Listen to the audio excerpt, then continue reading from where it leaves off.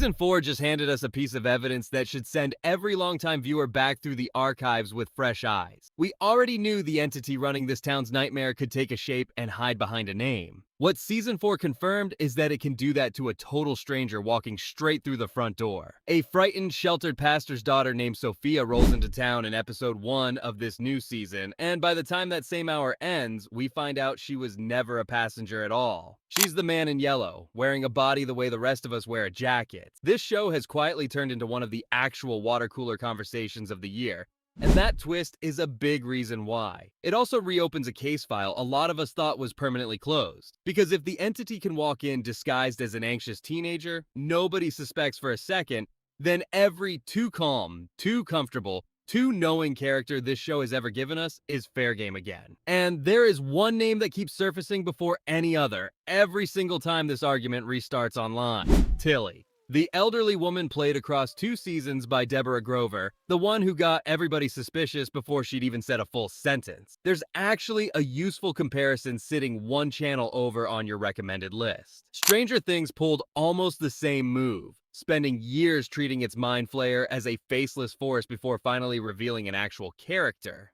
Henry Creel, as the real architect behind it. Fromville just did its own version of that trick in reverse gear, front-loading the reveal instead of saving it for a finale twist. Same genre habit, opposite pacing. And once a show proves it's willing to hide its big bad inside somebody harmless, going back and re-auditing every harmless person from earlier seasons stops being paranoia. It becomes basic homework. She steps off that first bus already smiling, in weather that has every other passenger soaked, scared, and hunting for an exit that doesn't exist. That single image did more damage to her reputation than almost anything else in the show's entire run. An older woman treating a supernatural bus crash like a walk in spring rain. Fans clocked it instantly, and they never fully let it go. Then the show kept adding fuel. She tells Fatima she's gonna make a wonderful mother before anyone outside the pregnancy has said a word about it, and explains it away with 4 kids and 7 grandkids of her own experience. She waves off the rotting vegetable cravings as something she's seen before. She pulls out a tarot deck with an origin story about a hospice nurse she once knew, claims the cards predicted her own cancer and her arrival in this exact town, and the moment Fatima asks whether the baby is okay, a crow puts itself through a window before any answer can surface. She keeps turning up near Elgin right as his storyline bends toward the root cellar. And when Fatima finally puts a pair of garden shears through her, Tillie doesn't call for the sheriff. She doesn't name her attacker. She tells the woman who just stabbed her to run. Lay all of that out on a timeline, and it reads like a checklist for a double agent. Arrives happy, knows the pregnancy, knows the cravings, pushes the reading, dies on cue. Fatima flees. The birth happens. It's clean enough that the show's own official reference material treats her death as the moment that shuts the theory down for good, filing it as one of those fan rabbit holes that quietly resolved itself once she stopped being a suspect and started being a body count. I don't think it's that simple. I think Tillie's death didn't kill this theory. I think it proved a bigger one. Here's the actual mechanism running underneath this whole town, confirmed piece by piece across 4 seasons now. The original residents didn't get cursed out of nowhere. They made a trade. Somebody promised them they would never have to die, and the price was their own children. That's not a metaphor the show hints at once and drops. That's the entire engine. The creatures in the tunnels are what's left of people who looked at their own mortality and decided somebody else should absorb it for them instead. Now put Tillie next to that deal. She doesn't arrive hiding from death. She arrives having already been told the clock is running out and she's at peace with it. Terminal diagnosis? A husband she's already buried. A life she's made her arrangements with. She's not the character who cheats the system everyone else is trapped by. She's the proof that the system was never necessary to begin with. If the original parents had walked in with Tillie's attitude toward dying, there's no bottle tree, no tunnels, no rebirth cycle, none of it. That's not a side detail about her personality. That's the entire thesis of the show, standing in a raincoat, which is exactly why the smiling splits into 2 completely different things once you actually sit with it. The creatures smile because the human mask is doing work. It's bait. It's an invitation to open a door or answer a voice that sounds like somebody you already buried. Concealment is the whole point of that smile. Tillie's smile isn't hiding anything. She tells people flat out that she's dying. She hands her own morphine over to the clinic before her body forces her to need it. She talks about death like a scheduled flight, not a secret she's protecting. One smile is a costume. The other one belongs to a person who's already done the hard part. And that difference is exactly why the town can't use her the way it uses everybody else. This place runs on leverage. It finds the one thing a person can't stand to lose and it turns the screw. Boyd can't lose his family or his grip on protecting people. Tabitha can't walk away from her missing children. Jade can't tolerate a mystery he hasn't cracked. Henry gets baited with the idea that his old life is still recoverable. Even this season, the entity's whole approach is Sophia runs on the same wiring. It doesn't overpower the pastor who picks her up.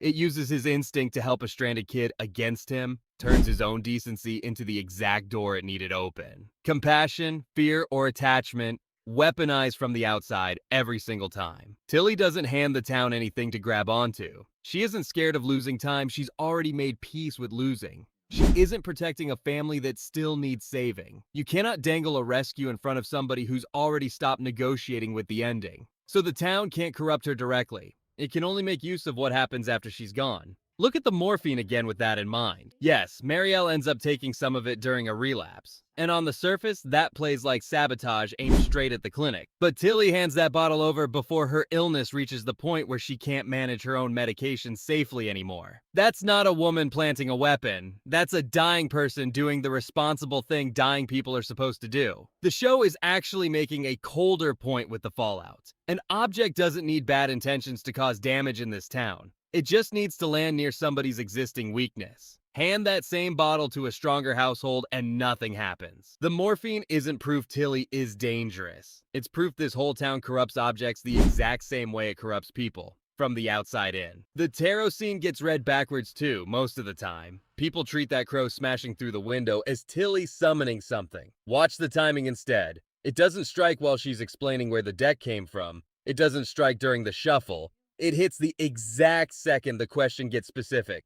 Is the baby okay? Right before an answer can appear. If Tillie were working for whatever's growing inside Fatima, that is the single worst moment for an interruption. She'd already gotten Fatima to sit down and open up. All she'd have to do is flip a comforting card and keep the secret buried a little longer. Instead, the reading gets cut off before she can say a single word. That's not a ritual succeeding. That's information getting censored before it can reach her. Which brings us to the greenhouse, because that scene is doing the heaviest lifting in this entire theory. Fatima is in agony, fighting the compulsion to eat what's rotting in front of her, and Tillie only walks in because she was told a friend needed comfort. Fatima tells her to leave, more than once. Tillie stays anyway, still trying to calm her down, and Fatima grabs the shears. On a purely human level, that's a woman in crisis lashing out at the nearest person. But structurally, watch what her death actually buys the plot.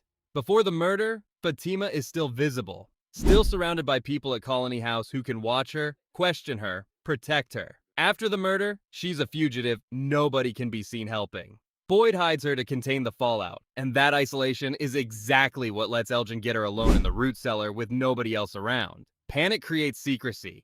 Secrecy creates the isolation the birth needed. Tillie didn't have to intend any of that for it to be true. A person can be essential to a disaster purely by being the victim required to trigger it. And this isn't even a one-season pattern. It's the whole operating philosophy of the show, and Season 4 just restated it in plain language through its own finale. The more actively these people try to fix their situation, the harder the town punishes the attempt. Tabitha and Jade go recover the children's bones from the tunnels. Pulling that bottle tree up by the roots is supposed to be their escape hatch, and instead it costs them daylight, cover, and almost their lives underground. Elgin spends the whole season being steered by a voice he trusts completely. And the one time he refuses it is the thing that finally gets him killed. Good intentions keep getting rerouted into worse outcomes on a loop, and Tillie's death back in Season 2 was simply the first time we watched that machine work from the inside. Here's the part nobody could have written before this year, because it hadn't happened yet. By the end of Season 4, Fatima herself completes the exact arc Tillie modeled 2 seasons earlier. To keep the creatures from catching Tabitha and Jade down in the tunnels, she doesn't fight them and she doesn't run. She turns into one of them on purpose, using her own body as the thing that buys everybody else time to get out. That's not a coincidence of plotting. That's the show quietly paying off Tillie's entire philosophy through the one character standing closest to her death, accepting a personal cost so somebody else doesn't have to pay it.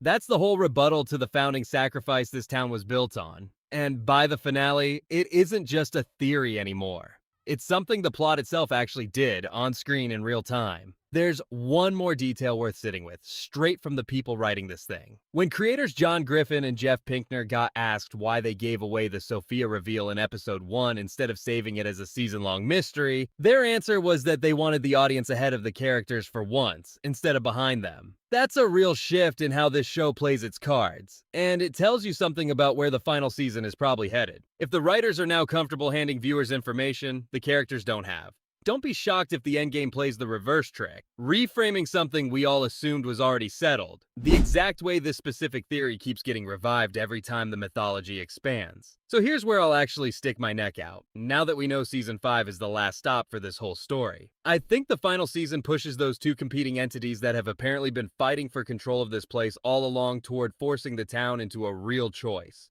The Immortality deal, or the thing Tillie already modeled for free. I think Fatima's arc doesn't end with her permanently stuck as one of the creatures. I think it resolves through a version of the same trade Tillie made. Sacrifice with nothing transferred onto somebody else. No child paying for it down the line. And I'll put this prediction on record clearly enough that you can hold me to it later. Tillie does not get retconned into a monster, a disguise, or a servant of whatever force has been running this place. If she comes back at all, it's through memory, through guilt, through Fatima carrying a piece of her forward.